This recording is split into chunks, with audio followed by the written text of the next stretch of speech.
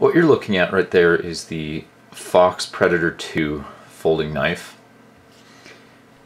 Fox makes several versions of this knife. This is the aluminum handled version. They also make a 4-preen plastic handled version and a G10 handled version. The 4-preen handle does not have a lanyard hole like that, but I believe the G10 version does. Now, a lot of the pictures that are online right now show a different pocket clip than this one, but recently they've been using this pocket clip, and this will be the one you get with most of your Fox Predator 2s. There isn't a whole lot of other information on the web about this knife, and that's kind of why I'm making this video. I really like the knife. It's a good knife. But I wish there had been a little bit more information for me to look up before I had actually spent the money on it. They're not cheap. Fox charges around $129. That's the MSRP of this knife. And so it's not, you know, a knife that you can just buy, and if you don't like it, it's not a big deal. It's not cheap. It is made in Italy, Maniago, Italy. So it's a very well made knife. But I'm gonna go over the specs, and I kind of have a preliminary review set up here. So this is the review I wrote up for the knife. I will be posting it on probably Blade Forums or something like that, just so that someone else can have a comprehensive list of all of the features and what I personally like about it. So anyway, the specs I'll put in the video. You don't have to listen to me ramble them off, but it is a very nicely sized knife. I am a fan of larger tactical folding knives, like the SOG Visionary 2. And this is actually almost the exact same size as the Fox Predator 2. They're very, very similar. And in some ways, I like the Fox a little bit more, but overall the SOG is still my favorite knife. But this kind of caught my attention because it has a lot of similar features. The blade material is N690 CO. It's a Bowler steel. Very high quality, very similar to VG10.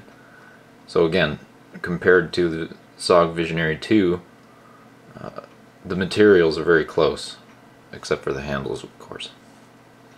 The shape is also quite attractive. I like the shape. I must admit, I do like the shape of the Visionary 2 a little bit more. It just looks better to me. It's more of an aggressive drop point, and I'm a big fan of recurves.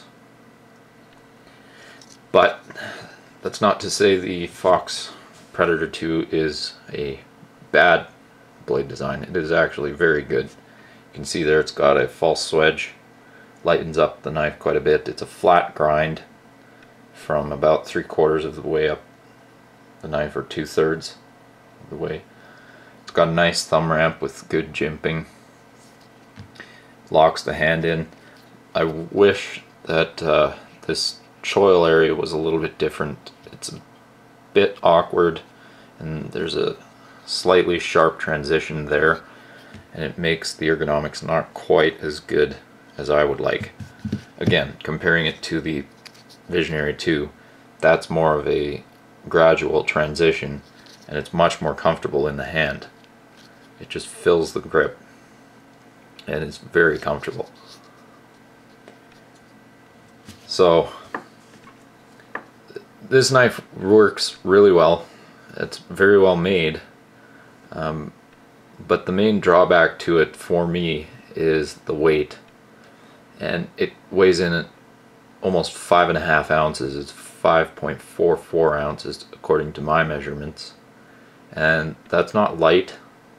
I certainly wish it would be a little bit lighter, but if you go with the G10 version, I'm sure it's much lighter than that, probably closer to 4.5 ounces. But I don't know for sure because that information is not on the web, which is another reason why I am making this video. The pocket clip is reversible, as you can see. It's in my preferred orientation, left side. You can swap it either left or right. It's a very nice deep carry clip, loop over design.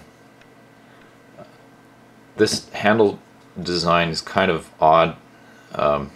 Depending on if you really like lanyards or not, it can be a huge plus or a big negative.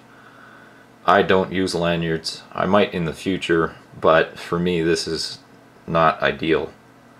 I would rather have no lanyard hole and have this clip much higher up and make it a deep carry, as opposed to having this much knife sticking out of your pocket. With the G10 version I probably wouldn't mind as much, but with an anodized aluminum handle, stuff can scrape and bump into the handle and makes it look kind of awful. Witness the Benchmade 943. You can see there it's gotten some wear just by rubbing up against other materials like keys. So that's not ideal, but it's okay.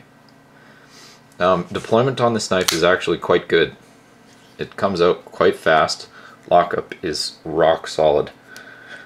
You know, I can put a lot of pressure on this. I'm giving it quite a bit of pressure, and there is a tiny bit of side to side, but you get that in almost every single knife. You know, that isn't a Chris Reeves knife or something that expensive. So lockup is really good, deployment is really good, detent is really good. You can't really shake this thing closed. You can't shake it open. That's how good the detent is. It might be a little too strong in my opinion, but that's not always a bad thing. I found when I first got this knife and started fondling it and playing with it, the detent was too strong, and using that thumb stud it would get hard on my thumb after a while, and it actually got to the point where it was slightly painful. But as you use it more, your skin gets more calloused and it doesn't mind as much. Another part that makes it slightly uncomfortable is the aggressive jimping on the liner. This is a liner lock knife, and the lockup is solid and it's very positive. So when you're disengaging the lock, as a lefty I use my thumb, you know, it can wear on you.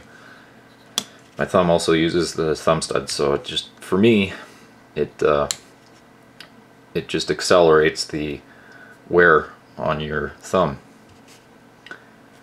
So I don't know, there are good parts about it and there are bad parts about it. The good thing is that there are cutouts on both sides of the handle.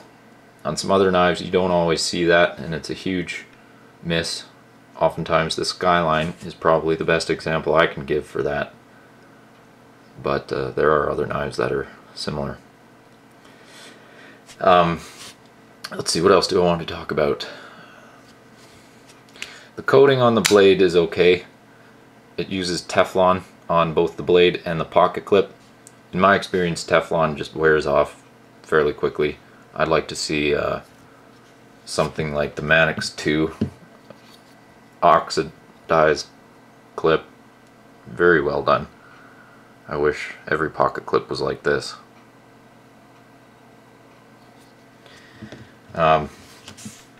But you know, this isn't bad, brand new. Over time it will look kind of Bush League, but it's not bad. I really like how the pocket clip is mounted too with 4 screws. That's really solid. On other knives, cheaper knives, they're only mounted with 2 screws, and they can wiggle a lot. Or in the case of the SOG with only 1 screw, it can move quite a bit, as you can see there. Now in my experience, that's not a huge deal. I've had this thing for a year and a few months, and I've never had a problem with the pocket clip. The screw never comes out, it never breaks.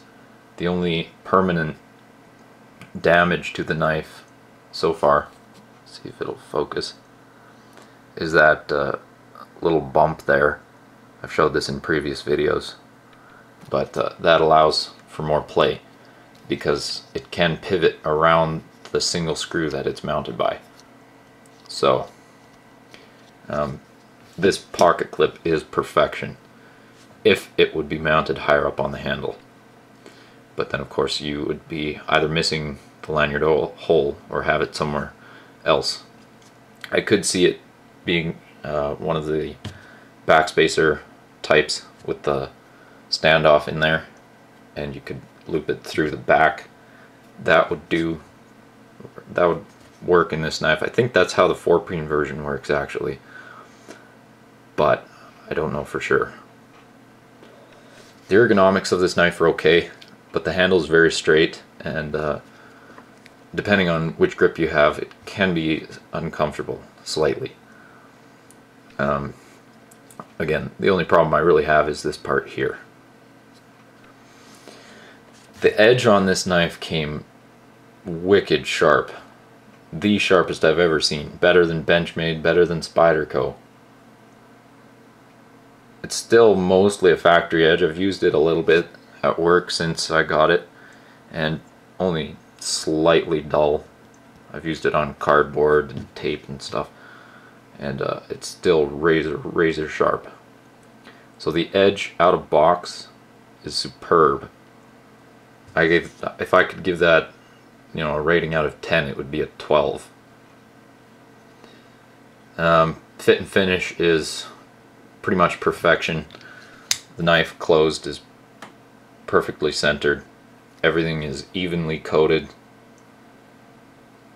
and nicely finished. The screws are inset and flush mounted except the pivot, which is nicely domed.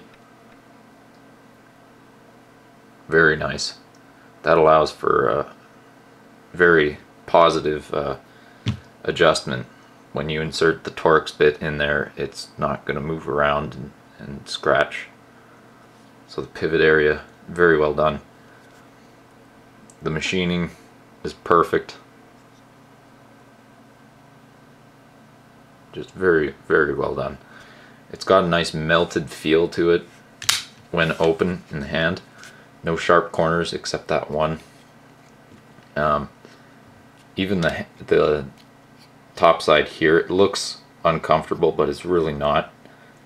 This part here is nicely rounded, and when your thumb is on there, it just fits really well.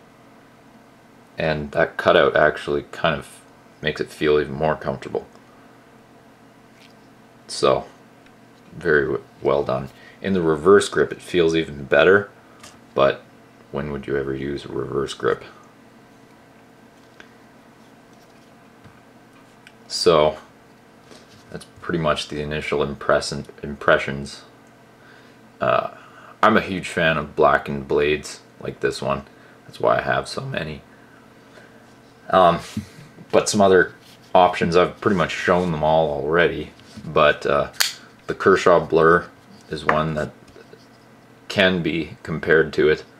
The only problem I have with it is that it doesn't have a reversible clip yet. I hope that will change soon, but as of now, I think the Blur's been out for, I don't know, 10 years now, and still no change in the handle design. But it is a very nice knife. I took the assist mechanism out of this, and now it's a manual. I really like this knife as a manual. It was okay as an assisted blade, but I just prefer manual knives.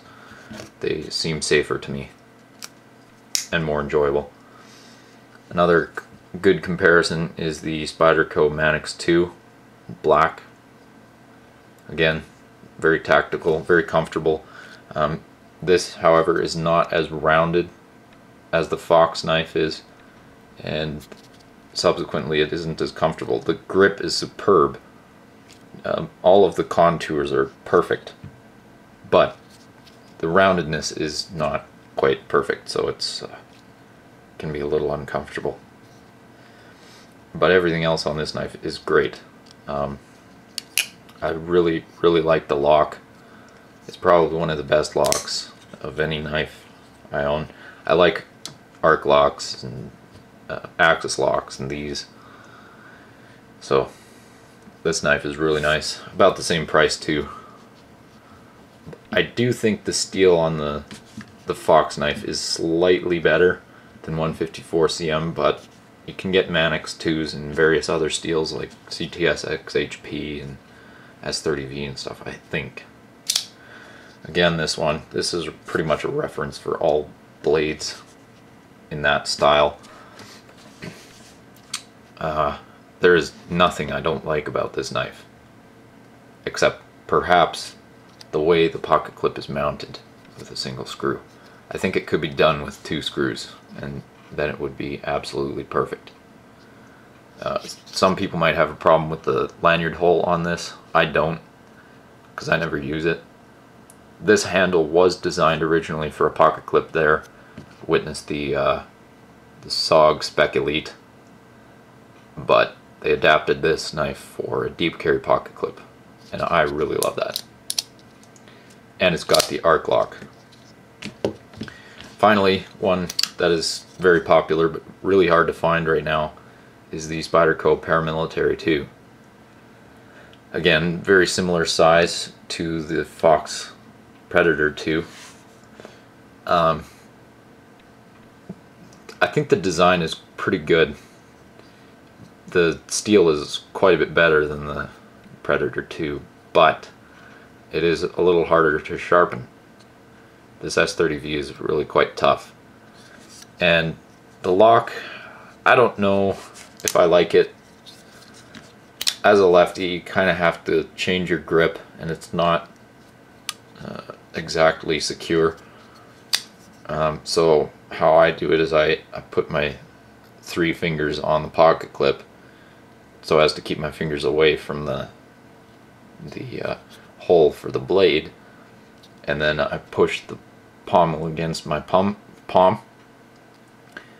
and grip the other side with my index finger, and then I can disengage the lock with my thumb. So that is kind of awkward, and I really don't like that about the Paramilitary 2.